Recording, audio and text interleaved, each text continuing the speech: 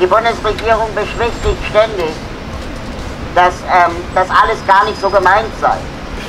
Aber wenn sie das alles gar nicht so meint, dann kann sie das ja auch reinschreiben. Auf alle Fälle wehren wir uns gegen Verschlechterungen. Und wenn dann von der Bundesregierung gesagt wird, ihr müsst euch keine Sorgen machen, wir haben doch den Bestandsschutz eingebaut, dann zeigt das, dass es um Verschlechterungen geht. Wenn es tatsächlich um Verbesserungen ginge mit diesem Gesetz, bräuchten wir auch keinen Bestandsschutz.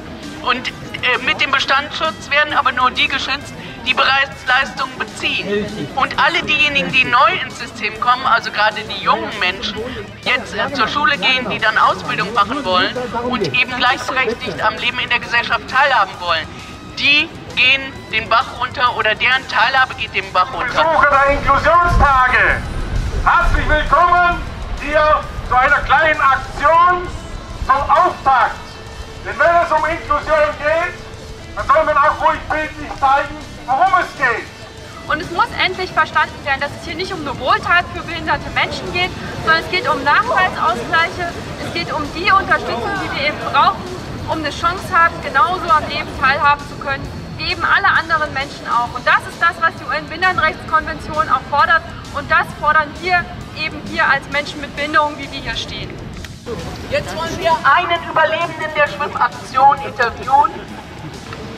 Ich habe überlebt, das ist das, was zählt. Sich erinnert, als ich als Sehbehinderter sozusagen Übergang Schule Richtung Uni, Studium, und da war es für mich wichtig, dass ich diese kleinen Hilfen bekommen habe, die in der Eingliederungshilfe stecken.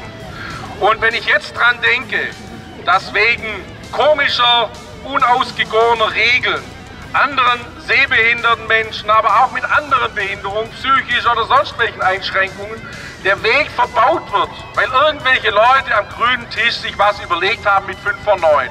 Habe ich gesagt, da fahre ich gerne nach Berlin, da gehe ich auch gerne ins kalte, glitschige und schmutzige Wasser. Hallo, schön, dass du da bist. Warum bist du heute hierher gekommen? Ja, ich bin hierher gekommen, um ihm deutlich zu machen, dass das Bundesteilhabegesetz nicht das Bundesteilhabegesetz ist, was wir uns gewünscht haben. Und heute sind ja die Inklusionstage vom BMAS und wir haben zu einem kleinen Protest aufgerufen, weil das Bundesteilhabegesetz, was hier geschrieben wurde, einfach nicht unser Gesetz ist. Und deswegen sagen wir, nicht mein Gesetz, nicht mein Gesetz, nicht mein Gesetz, nicht mein Gesetz.